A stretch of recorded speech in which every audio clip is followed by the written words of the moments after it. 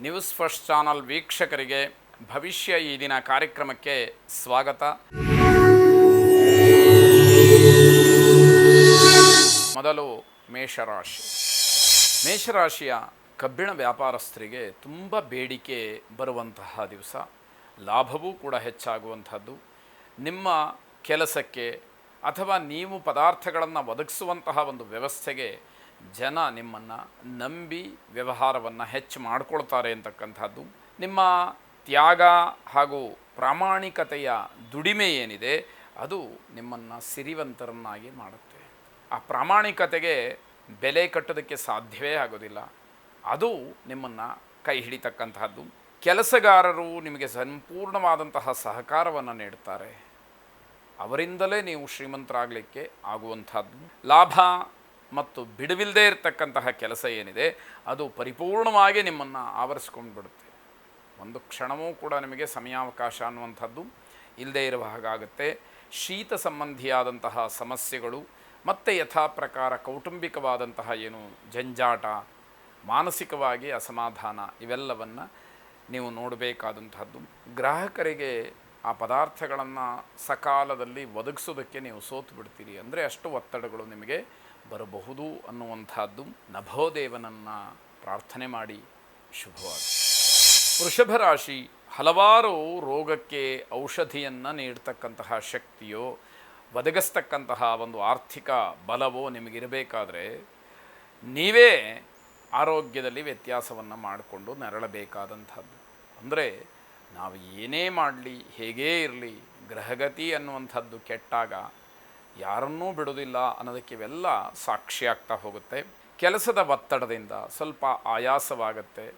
ಅದನ್ನು ಪರಿಹರಿಸಿಕೊಂಡು ನಂತರದಲ್ಲಿ ಮುಂದಿನ ಕೆಲಸಕ್ಕೆ ನೀವು ಸಿದ್ಧರಾಗಬೇಕು ಅನ್ನುವಂಥದ್ದು. ಯಾವುದಾದ್ರೂ ಕಾನೂನಾತ್ಮಕವಾದಂತಹ ಹೋರಾಟಗಳಿದ್ದಾಗ ಪೊಲೀಸರ ವಿಚಾರಣೆಗೆ ಒಳಪಡಬೇಕಾದಂತಹ ಸಂದರ್ಭಗಳು ಬರಬಹುದು ಅನ್ನುವಂಥದ್ದು. ವಿದ್ಯಾರ್ಥಿಗಳಿಗೆ ಮಾತ್ರ ಆತಂಕ ಉಂಟಾಗ್ತಕ್ಕಂತಹ ದಿವಸ. ಅತಿಯಾದಂತಹ ನಿದ್ರೆ, ಆದರೆ ಸಮಯ ಇರುವುದಿಲ್ಲ. ಕೆಲಸದ ಒತ್ತಡಗಳು ಹೆಚ್ಚಾಗಿರುತ್ತೆ. ದುಷ್ಟರಿಂದ ಕಿರುಕುಳವಾಗ್ತಕ್ಕಂತಹ ಸಾಧ್ಯತೆಗಳಿರಬಹುದು. ರಫ್ತು ವ್ಯಾಪಾರದಲ್ಲಿ ಹಿನ್ನಡೆಯಾಗ್ತಕ್ಕಂತಹ ಸಾಧ್ಯತೆ. ಔಷಧಿ ವ್ಯಾಪಾರಸ್ಥರಿಗೆ ಶುಭವಾಗ್ತಕ್ಕಂತಹ ಸಾಧ್ಯತೆಗಳಿದೆ. ಕಾಮಧೇನುವನ್ನು ಸ್ಮರಣೆ ಮಾಡಿ ಶುಭವಾಗಿ. ಮಿಥುನ ರಾಶಿ. ಹತ್ತಿ ಬೆಳೆಗಾರರಿಗೆ, ತೆಂಗು ಬೆಳೆಗಾರರಿಗೆ ವಿಶೇಷವಾದಂತಹ ಲಾಭ. ಈ ದಿನ ಸರಿಯಾದಂತಹ ರೀತಿಯಲ್ಲಿ ವ್ಯವಹರಿಸಬೇಕಾಗತ್ತೆ. ವ್ಯವಹಾರ ಅನ್ನುವಂಥದ್ದು ಬಹಳ ಸರಿಯಾದ ರೀತಿಯಲ್ಲಿ ಇರಬೇಕಾದಂಥದ್ದು. ಒಬ್ಬರನ್ನೊಬ್ಬರು ಅರ್ಥ ಮಾಡ್ಕೊಳ್ಳೋದಕ್ಕೆ ಸಾಧ್ಯ ಆಗದಲೇ ಕೇವಲ ಕೋಪದಿಂದ ಒದ್ದಾಡ್ತೀರಿ ದಂಪತಿಗಳು, ಪ್ರೇಮಿಗಳು. ಪ್ರಯೋಜನ ಏನು, ಯಾವ ಉದ್ದೇಶಕ್ಕೆ ಜಗಳ ಆಗ್ತಾ ಇದೆ ಅನ್ನುವಂಥದ್ದು ಗೊತ್ತಾಗಬೇಕು. ಅದರ ಆಗುಹೋಗುಗಳು, ಸಾಧಕ ಬಾಧಕಗಳನ್ನು, ಪೂರ್ವಾಪರಗಳನ್ನು, ಹಿನ್ನೆಲೆಯನ್ನು ಅರ್ಥ ಮಾಡಿಕೊಳ್ಬೇಕು. ಸಮಾಧಾನ ಪಟ್ಟುಕೊಳ್ಬೇಕು. ಮುಕ್ತವಾಗಿ ಚರ್ಚೆಯನ್ನು ಮಾಡಬೇಕು, ಮಾತಾಡಬೇಕು. ಆಗ ಜಗಳಕ್ಕೆ ಅವಕಾಶಗಳು ಕಡಿಮೆ ಎನ್ನುವಂಥದ್ದು. ವಿವಾಹ ಉತ್ಸುಕರಿಗೆ, ಅಂದರೆ ಮದುವೆ ಆಗಬೇಕು ಅನ್ನುವಂತಹ ಆಸೆಯನ್ನು ಹೆಚ್ಚು ಹೊತ್ತಿರುವಂಥವರಿಗೆ ಸಿಹಿ ಸುದ್ದಿ ಸಿಕ್ಕುವ ಸಾಧ್ಯತೆ. ಆಡುವ ಮಾತಿನಿಂದ ಸಂಬಂಧ ಮುರಿದು ಹೋಗ್ಬೋದು. ಹಾಗಾಗಿ ಮಾತಾಡುವಾಗ ತುಂಬ ಎಚ್ಚರಿಕೆ ಇರಲಿ ಎನ್ನುವಂಥದ್ದು. ಹಿರಿಯ ದಂಪತಿಗಳಲ್ಲಿ ಏನೋ ಒಂದು ರೀತಿಯ ವಿರಸ ಅಂತಕ್ಕಂಥದ್ದಾಗತ್ತೆ. ಇಷ್ಟು ವರ್ಷಗಳ ಸಂಸಾರದ ಅನುಭವ ಇದ್ದೂ ಕೂಡ ಆ ಮಾತು ಅನ್ನುವಂಥದ್ದು ಹಾಗೆ ಮಾಡಿಬಿಡುತ್ತೆ ಅನ್ನುವಂಥದ್ದು. ವಕೀಲರು, ನ್ಯಾಯಮೂರ್ತಿಗಳಿಗೆ ಶುಭವಾದಂತಹ ವಿಚಾರಗಳು ನಿಮ್ಮನ್ನು ತಲುಪುತ್ತೆ. ಮುಂದಿನ ದಿನಮಾನದಲ್ಲಿ ಆಗ್ತಕ್ಕಂತಹ ಅನುಕೂಲದ ಬಗ್ಗೆ ಸಂತೋಷ ಪಡ್ತೀರಿ. ಆಂಜನೇಯ ಸ್ವಾಮಿಯನ್ನು ವಿಶೇಷವಾಗಿ ಪ್ರಾರ್ಥನೆ ಮಾಡಿ ಶುಭವಾಗಿ. ಕರ್ಕಾಟಕ ರಾಶಿ. ನಿಮ್ಮ ಬಳಿ ಇರತಕ್ಕಂತಹ ವಸ್ತುಗಳಿಗೆ ಅತಿಯಾದಂತಹ ಬೇಡಿಕೆ ಬರುವಂಥದ್ದು.